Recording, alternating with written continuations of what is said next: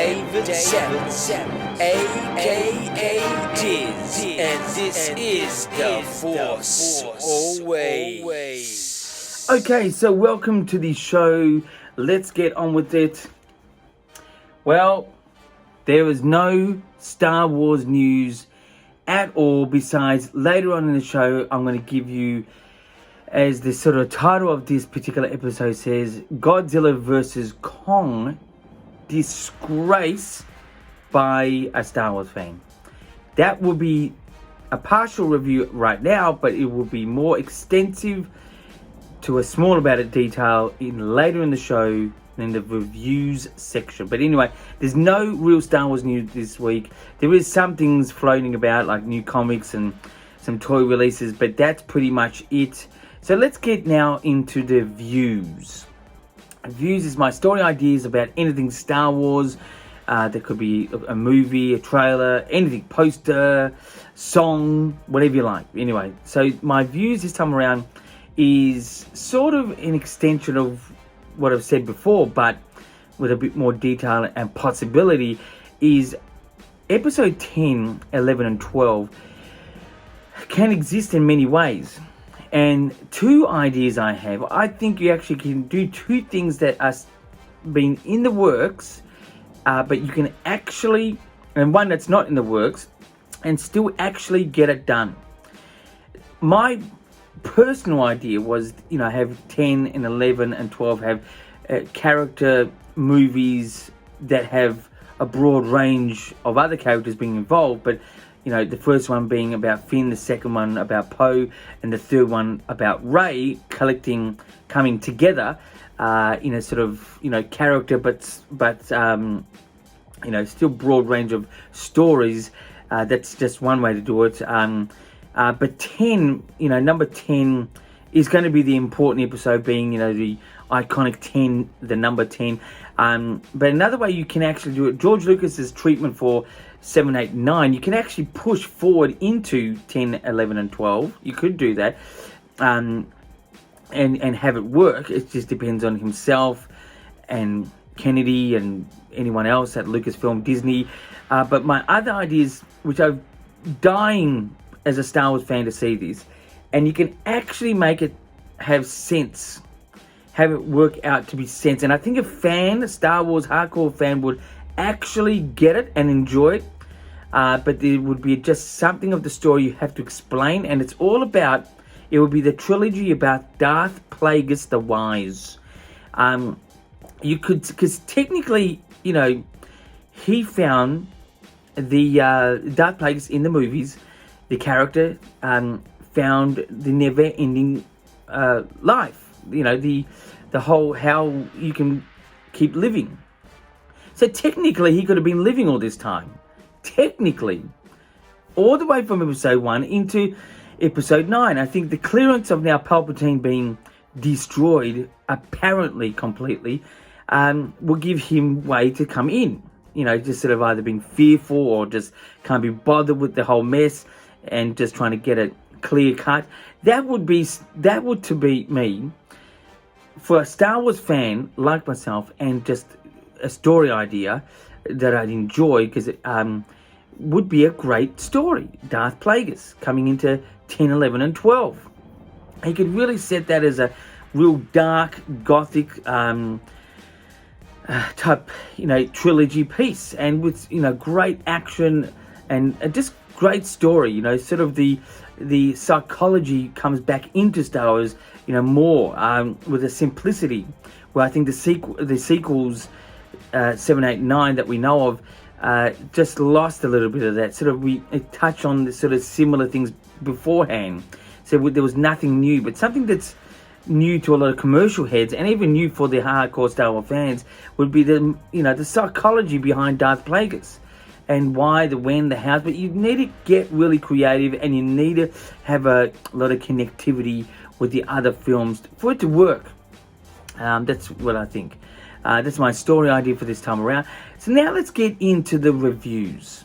Reviews is anything that I hopefully have Star Wars about, but as there's no Star Wars news, but this is a film Godzilla versus Kong has just been released here in Melbourne, Australia, and pretty much, the rest of the world will follow suit, or could be in parts of the world already. But why am I doing this review? Is because, it's good versus bad, and it's a blockbuster, and just to get a Star Wars fan perspective on this type of film. All I got to say is this: 5.5 out of 10. It's not a 0. It could be a 0, but I'm going to give it 5.5 out of 10. I'll tell you why.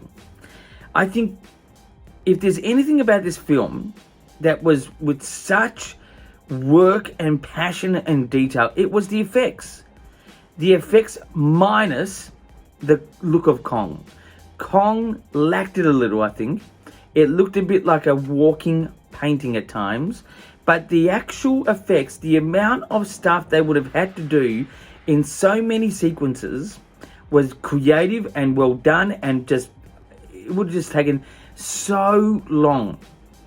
But this film lacks a real inventive, real story. Like, there's just, it is fantasy, but it's just a little bit unrealistic. The whole idea, and this is spoilers. If you're not wanting to know about this, there is spoilers here. The whole center of the earth thing was just a bit of a place to go in desperation for the writers.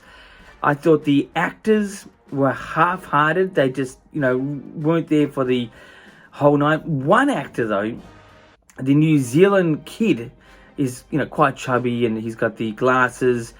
He was in Deadpool 2, and he was good in Deadpool 2, and I thought and Deadpool 2 after was pretty good. But in this film, you sort of get to recognize who he is from before, and he just it was just nothing roles. Just like, oh, let's just do a big blockbuster. This is it.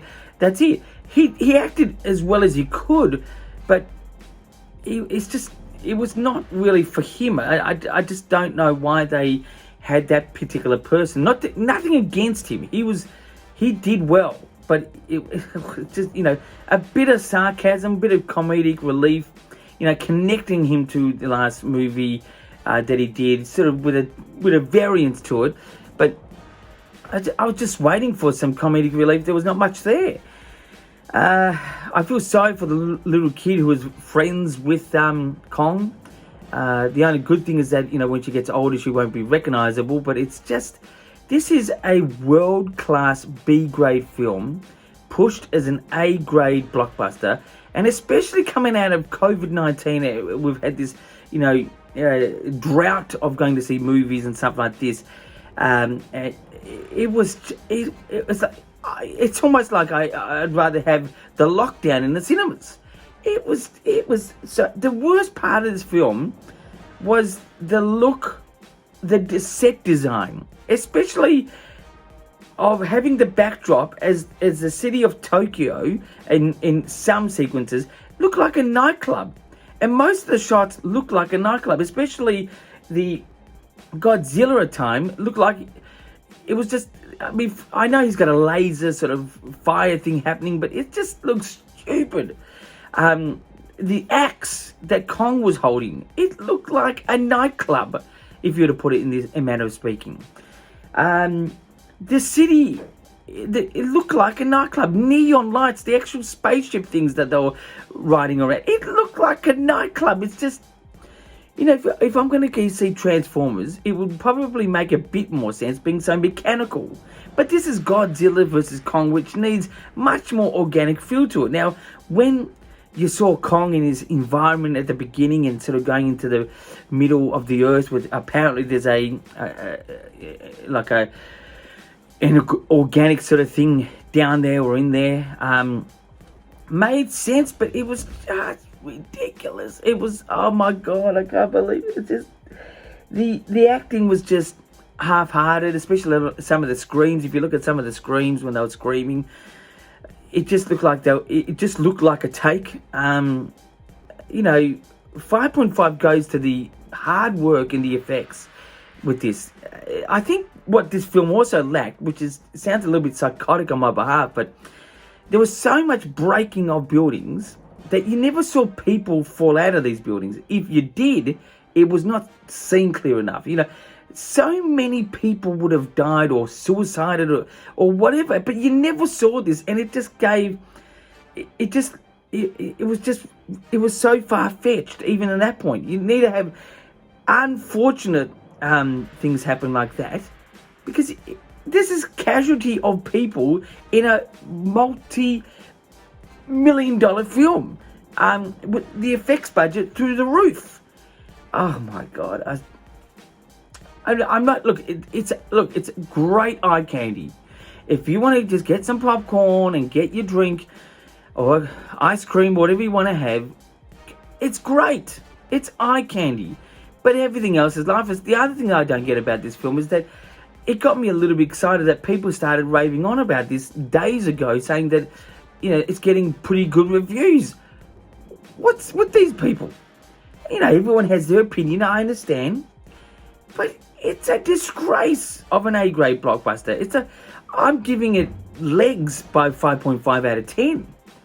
I'm not, an official script writer or story writer, even though I give my little ideas per week. I reckon I could come up with a better story than that, and a better set design than that. And I don't have a degree in that area. Creativity at times does not need a degree from college to make a film work, and this film did not work. 5.5 out of 10, Godzilla vs. Kong, by a Star Wars fan. I'm not the only Star Wars fan. There'll be ones out there who will love it and ones who won't like it, but I'm just a Star Wars fan, just for the record. Anyway, that's my review for this time around. Let's get into the interviews. That's 2Q, where I asked myself 2 questions for you guys out there, and yes, it's going to be about Godzilla vs. Kong. First question is, what can Star Wars learn about Godzilla vs. Kong? Well, I'll say this. Nothing. If Star Wars thinks they're going to make a film like that, it would be a deal breaker. I don't think I'd see that multiple times. Just don't learn anything from it. That's what I think. Anyway, the second question is, what can they not learn from it? Well, that's pretty easy.